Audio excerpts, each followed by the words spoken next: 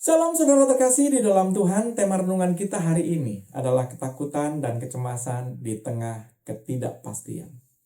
Mari kita berdoa sebelum kita merenungkan firman Tuhan. Tuhan Yesus, terima kasih ada waktu bagi kami untuk sama-sama merenungkan firman Tuhan. Ajari terus Tuhan, kami mau taat. Dalam nama Tuhan Yesus kami berdoa. Amin. Saudara, Filipi 4 ayat 6 dan 7 katakan demikian firman Tuhan. Janganlah hendaknya kamu khawatir tentang apapun juga, tetapi nyatakanlah dalam segala hal keinginanmu kepada Allah, dalam doa dan permohonan dengan ucapan syukur. Damai sejahtera Allah yang melampaui segala akal akan memelihara hati dan pikiranmu dalam Kristus Yesus. Saudara terkasih di dalam Tuhan, kita hidup di zaman yang penuh ketidakpastian. Ekonomi tidak stabil, harga kebutuhan terus menanjak naik, pekerjaan terasa begitu rapuh.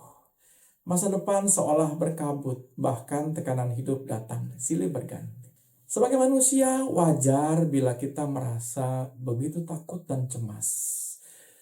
Saya pun merasakannya. Kadang ada masa-masa di mana saya pun bertanya dalam hati, Tuhan, bagaimana saya harus menghadapi situasi ini? Firman Tuhan hari ini mengingatkan kepada kita pada satu kebenaran yang demikian sangat kuat. Kecemasan adalah tanda bahwa kita memikul sesuatu yang bukan kita yang harusnya memikulnya. Filipi 4 ayat 6-7 menuntun kita untuk membawa semuanya kepada Allah dalam doa, permohonan, dan ucapan syukur. Pada ayat 7, damai Allah yang melampaui segala akal akan memelihara hati dan pikiran kita di dalam Kristus Yesus. Ternyata damai tidak bergantung pada keadaan ekonomi, situasi politik, atau rencana hidup yang berjalan mulus. Damai itu ternyata berasal dari Yesus sendiri. Pribadi yang tidak berubah di tengah dunia yang berubah-ubah. Yesus menjadi pusat hidup kita.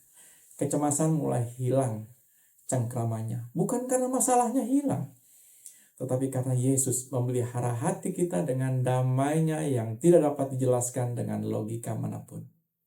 Saudara, seorang anak kecil sedang berada di kapal yang dihantam badai yang begitu besar. Ombaknya tinggi, anginnya begitu kencang, dan kapal bergoyang begitu keras. Semua orang panik. Namun anehnya, anak ini duduk dengan tenang di sudut, memeluk lututnya sambil tersenyum.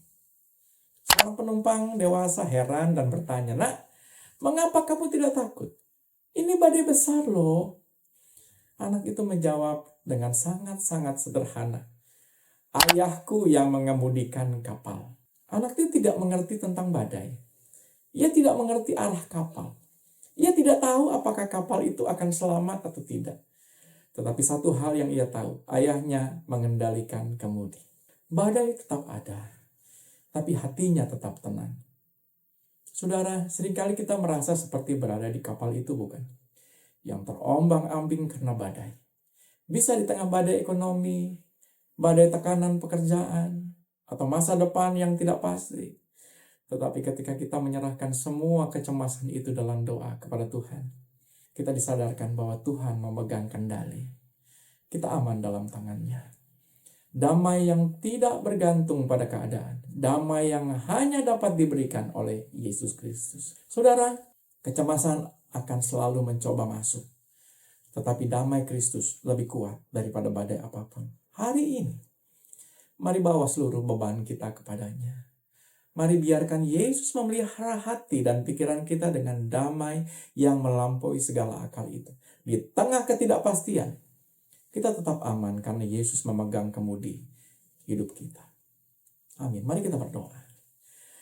Terima kasih, kami punya Allah yang luar biasa. Kami punya Allah yang melampaui segala sesuatu. Allah yang terus menjagai kami dan bersama dengan kami. Kami bersyukur Tuhan. Masalah kami tetap ada, tapi damai sejahtera Tuhan terus ada di dalam diri kami. Sehingga kami melewati dan melalui pergumulan ini dengan sukacita yang dari Tuhan. Dalam nama Tuhan Yesus kami berdoa. Amin.